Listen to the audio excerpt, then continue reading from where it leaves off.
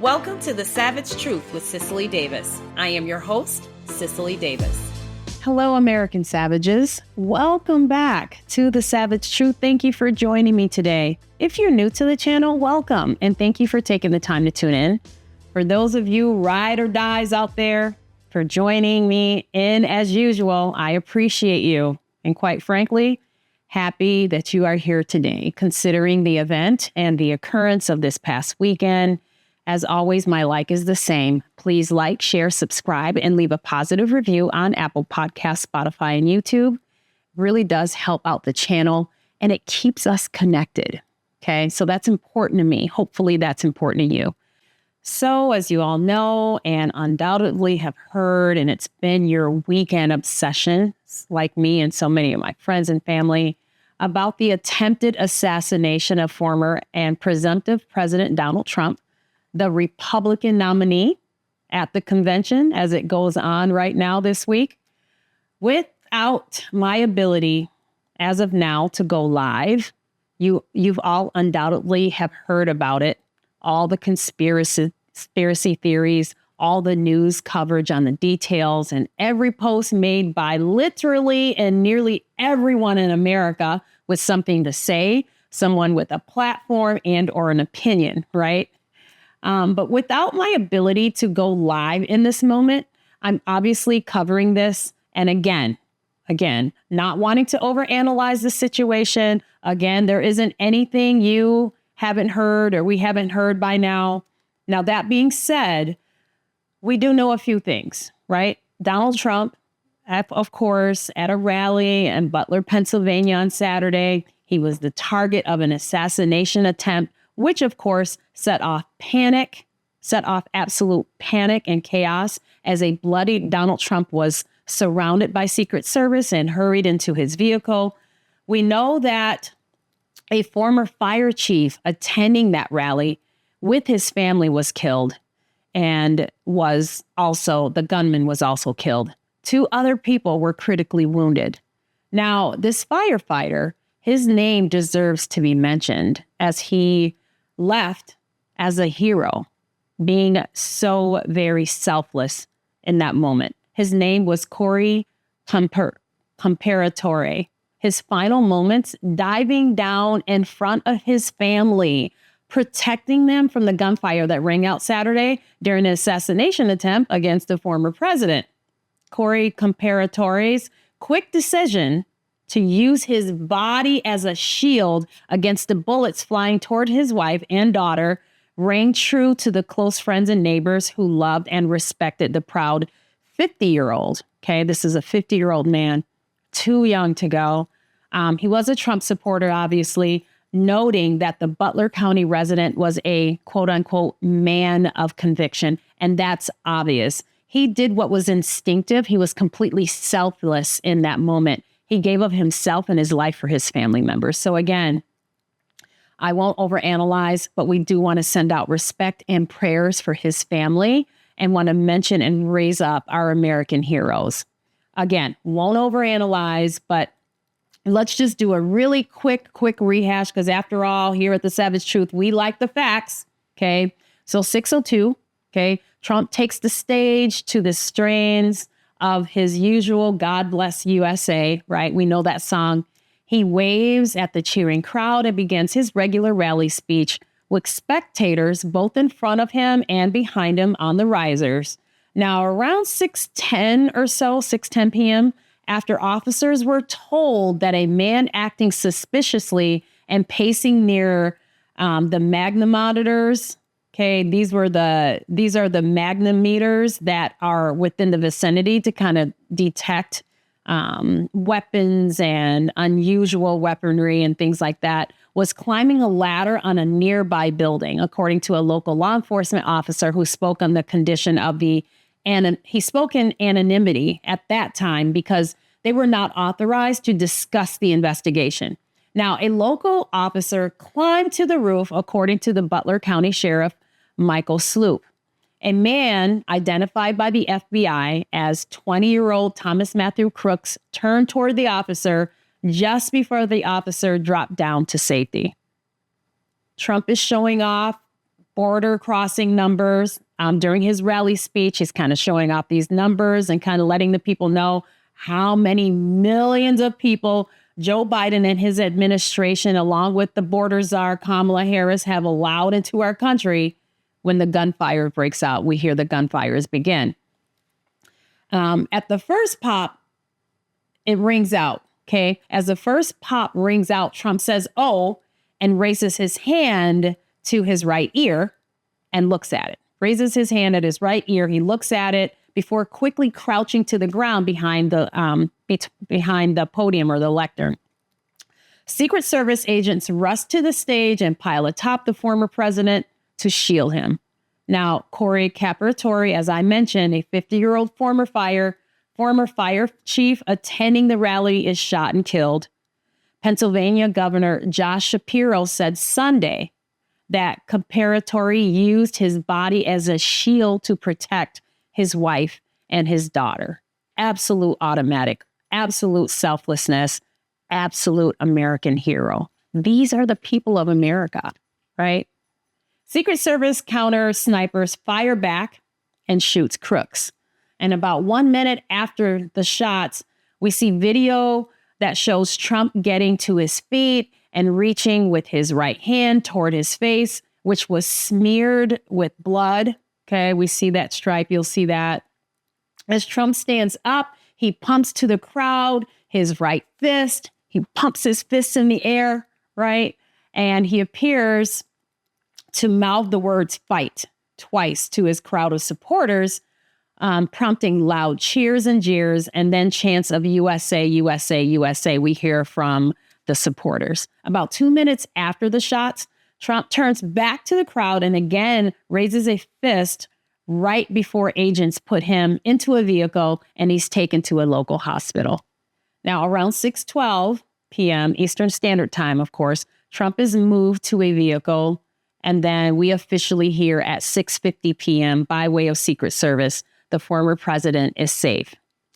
Now, an early portrait has emerged of the 20-year-old Pennsylvania man who tried and failed. Thank God. Thank God in heaven that he failed to assassinate Donald Trump. Thomas Matthew Crooks, raised in Bethel Park, Pennsylvania. This is a predominantly white, generally affluent suburb of Pittsburgh. Public records show he shared a home with his parents, who were licensed behavioral care counselors. Those same records contain no mention of any criminal or traffic citations, as well as any financial problems such as foreclosure. Okay, actions that Crook took late in his time as a student at Bethel Park High School offered virtually no hint of his political leanings. So we don't know a whole lot about that. He was a junior at the school, and it was the first day of Joe Biden's presidency when Crooks donated $15 to the Progressive Turnout Project, which is a political action committee aligned with the president, Joe Biden's Democratic Party. Public records show that his father, his father is a registered libertarian, and his mother is a registered Democrat.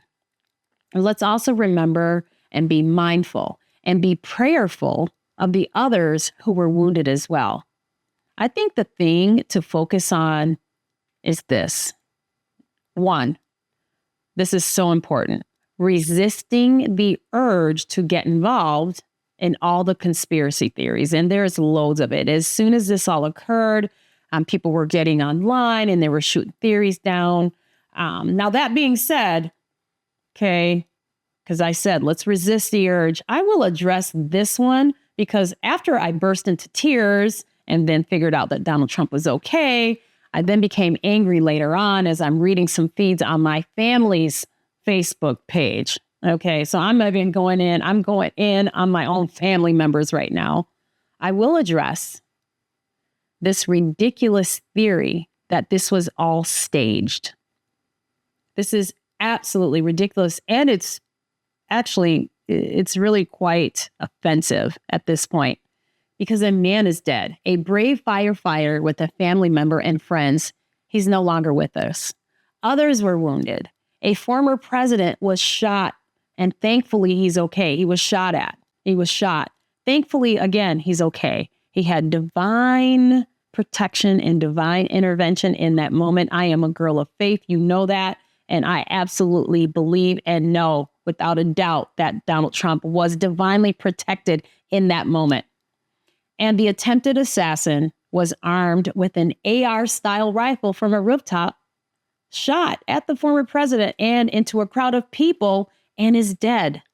This is not staged, okay? This is not about faking. This was absolutely real. So that is the dumbest, most offensive. Seriously, this is just the most offensive theory in all of the ones that I've heard. And so, you know what? Typically, I like to steer clear from, putting family out there and kind of leave that. But this one, I have to address. This is the worst I've heard since this occurrence. And unfortunately and embarrassingly, I've actually had family members, like I said, float this whole theory around, and it's ridiculous.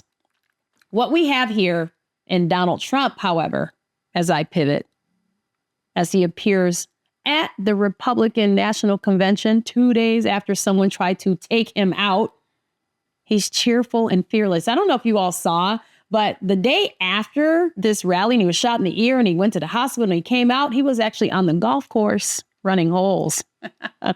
What we have in this man is a man who is under extreme and dangerous, most threatening pressure, and nothing rattled him. Nothing rattled him. He takes a shot in the ear, goes down to the ground, comes back up. He's pumping his fists and he says to the people, fight, fight, fight. This is the kind of president we need. And frankly, for those of us who love this country and we love our God, right? We love our family. We want a future here. We want to preserve everything that this country stands for, its freedoms, its land, its history, its people, the kind of president we deserve and we should support. This is the kind of president we should support. This is the kind of president we should rally behind. No one, and I'll say that again and stress it, no one is more dedicated. No one would be this committed, literally under gunfire, under court cases and false headlines and false statements and scandal and lies. A man who loves this country and the people of America so much that he gets into office, gives up his salary, and still loses tons and tons of money, and goes after the same position again to do so all over again. Keep in mind that while he lost money, he still faces all these charges of the frivolous lawsuits brought against him, and still he stands up, fists in the air, and he mouths, fight, fight, fight. Not telling us to fight, right? Each other, obviously, but let's all fight, meaning let's all fight together. Do what we can. Give our all for the greatest country in existence. Now, when I got the news, I was actually at home and I was unpacking because, as you know, I'm still in this long, laborious move of mine. And my husband called me and he told me that President Trump was shot. And I instantly burst into tears. My heart sank into my stomach and I just panicked because, as you know, a few episodes back, I talked about how Joe Biden's Secret Service was being pulled and we were all concerned about Donald Trump's safety as he was running around on the candidate, a run for his candidacy and his run. So while he's out on the campaign trail, we were concerned that he wasn't getting the protection that he deserved. You know, they absolutely pulled it for RFK altogether. And then it kind of came to fruition. I panicked and I just instantly burst into tears. And my husband was speaking to me and I couldn't hear because I was crying so loud. He actually hung up the phone and called me back and said, Cicely, calm down. He's okay. And then I went to the television. I found out that he was okay. And I kind of watched the footage that was going on. That's what I went through. I'm sure you all went through something similar. Just all kinds of, I can tell you in my new neighborhood, I will share this with you. In my neighborhood, this is a swing district. It's mostly red, but a lot of blue. but everyone actually moved their American flags to the front of their yards and at the front of their driveways. So that was really great to see my neighbors all rallying together. But here's what I'm focused on. I'm focused on the integrity and the character of this man. That is the driver for me. And he raised his children with the same integrity and the same character. This, of course, being in contrast to Joe Biden. Donald Trump is a beast. He's a champion. He's a winner. And after Saturday, no one can take anything from him. There isn't anything you can say about this man. If they were afraid of Donald Trump before this, they are really, really afraid of him now. Whether you're a Trump fan or not, you have to accept and admit that in the face of what he just went through, he is a man unbeatable. This attempt was, without a doubt, in my mind, a divine protective occurrence for Donald Trump. He is absolutely, in my mind, and I'm sure so many of you absolutely, and the Democrats know this as well, that he is meant to run this country for another term, to bring this country back to its original glory, its people, its constitution. This is a land of faith and law and order, right? We have wonderful principles and we have great history here. A country of faith and service and liberties and freedoms that is the model for the rest of the entire globe. We are that beacon on the hill. We are that shining star here in America. So I ask you, who would go through what he has gone through? Lawsuits and slander, phony scandals, and now being shot at. Okay, this is now another part of Donald Trump's legacy. So keep in mind when he uses the words never surrender, right? He just added this occurrence to it. Not that at all he was wishing for it. We certainly don't want, and I know that we remain in prayer for his safety. I'm a little bit more nervous about it than ever now. Hopefully he really tightens that up because I want to see him through to the end. And not only continues in the race, but becomes even more determined after he's shot. He becomes more determined. He becomes more diligent, even more vigilant, even more hard-pressed and destiny-driven to get America back. Wouldn't have been Obama, not Bill Clinton, and certainly not Hillary, and certainly not Joe Biden. Savage truth, ladies and gentlemen. Donald Trump is a beast. Strong, brilliant, successful, determined, an American icon. And he is in Milwaukee this week, just announced his new VP running mate, J.D. Vance. What a team. He is the Republican nominee for the run to become the 47th president of the United States. Go out and support him. He'll take a bullet for us. Please like, share, subscribe, and leave a positive review on Apple Podcasts, Spotify, and YouTube. And remember, like Donald Trump, be bold, be strong, be faithful, be true. Till next time, I'm Cicely. The Savage Truth with Cicely Davis is a production of Front Page Magazine and the David Horowitz Freedom Center. Reproduction of this podcast without express written consent is prohibited.